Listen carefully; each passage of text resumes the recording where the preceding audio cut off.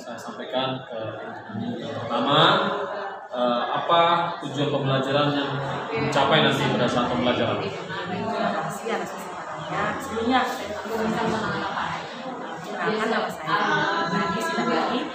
Saya mengajar di sekolah SMA Negeri 1 Pamuaran, mata pelajaran bidang antropologi dan sosiologi. Sebenarnya pelajaran saya yang lebih berfokus ke antropologi, cuman saya disuruh mengambil mata pelajaran yang saya lakukan karena sama-sama tentang ilmu sosial. Oke, jadi pertanyaannya mengenai tujuan pembelajaran yang dicapai. Jadi sesuai dengan judul utamanya mengenai antropologi.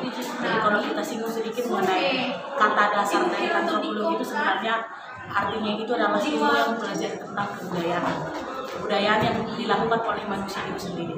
Jadi tujuan pembelajarannya itu nggak muluk-muluk dari arti kata antropologi itu sendiri. Jadi bagaimana kami seorang pendidik, khususnya saya sebagai guru antropologi, mengajarkan tentang berbagai macam kebudayaan yang ada dan tersebar di seluruh wilayah di Indonesia itu, dan bagaimana cara mereka untuk melestarikan kebudayaan yang sudah ada itu. Seperti itu, Pak. Nah, selanjutnya nih Bu Nadi, area pengembangan yang Ibu lakukan, misalnya di pengetahuannya apa, terus ada enggak siswa itu melakukan keterampilan? Silakan. Jadi kalau misalkan ditanya mengenai area tentang pembelajaran kami ini, sebenarnya itu berdiferensiasi, bermacam-macam, tergantung pokok bahasan yang dibahas. Misalkan kemarin kami membahas mengenai pengantar dari ilmu antropologi itu. Jadi kami harus tahu bagaimana apa saja objek-objek yang harus diteliti dari ilmu antropologi, apa yang harus dibahas, dan juga fokus kajian itu mengarah kemana.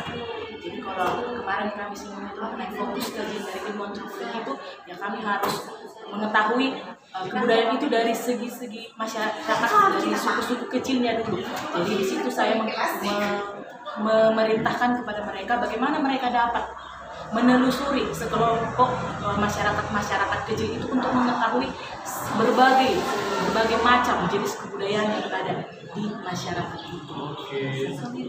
Dalam hal pembelajaran, media pembelajaran apa yang dipakai?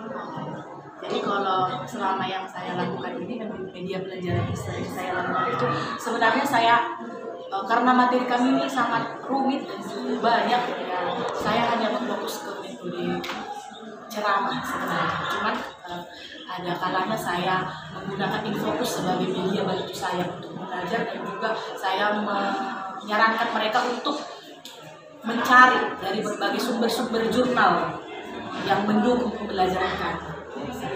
Selanjutnya Bu, strategi pembelajaran yang Ibu lakukan sehingga nantinya peserta didik itu lebih tertantang dan menarik melihat apa yang Ibu sampaikan nanti. Jadi kalau strategi yang saya lakukan di kelas itu, kadang-kala saya melakukan metode diskusi di dalam kelas, bagaimana supaya mereka dapat menukar isi pemikiran mereka antara satu siswa dengan siswa yang lain, dan juga mereka bisa lebih mengeluarkan aspirasi mereka mengenai materi itu. Jadi setelah mereka mendiskusikan pelajaran itu, mereka langsung mempresentasikannya di depan kelas dan melakukan sesi presentasi yang seperti biasa. Lanjut Bu, kapan Ibu melakukan kegiatan pembelajaran ini? Terus di kelas berapa dan les keberapa? Sebenarnya saya masuk di kelas,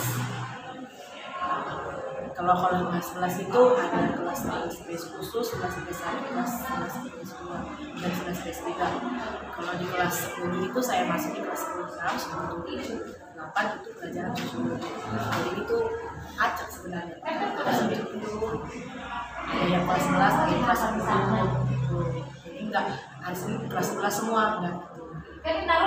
Oke, Bu, saya akan datang kembali ke Ibu melihat dan mencatat hal-hal apa saja yang terjadi nanti di dalam kelas. Jadi nanti kan percakapan kita bersama dengan didampingi oleh pengajar ahli.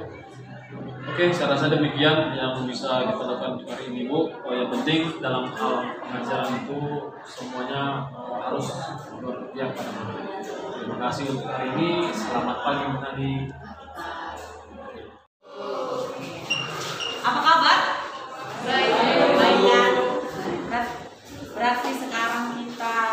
sekarang masuk materi bagian mana? Arkeologi. Minggu lalu kan sudah kita bahas mengenai materi arkeologi kan. Nah, sekarang saya akan menyinggung dulu terkait materi kita yang minggu lalu yang sudah saya jelaskan panjang kali lebar sama kalian terkait peninggalan arkeologi yang sudah ditemukan mulai dari zaman masa prasejarah hingga zaman sekarang ini. Apa saja peninggalan arkeologi yang ditemukan dalam setiap zaman. Kemarin sudah saya katakan itu bahwasanya pembagian zaman pada masa praaksara itu terbagi atas dua. Apa itu yang dua itu? Zaman batu dan zaman logam. Jadi pembagian zaman dari zaman yang pertama, siapa yang masih ingat? Ada berapa zaman? 4 zaman. Yang pertama itu zaman Paleolitikum, Mesolitikum,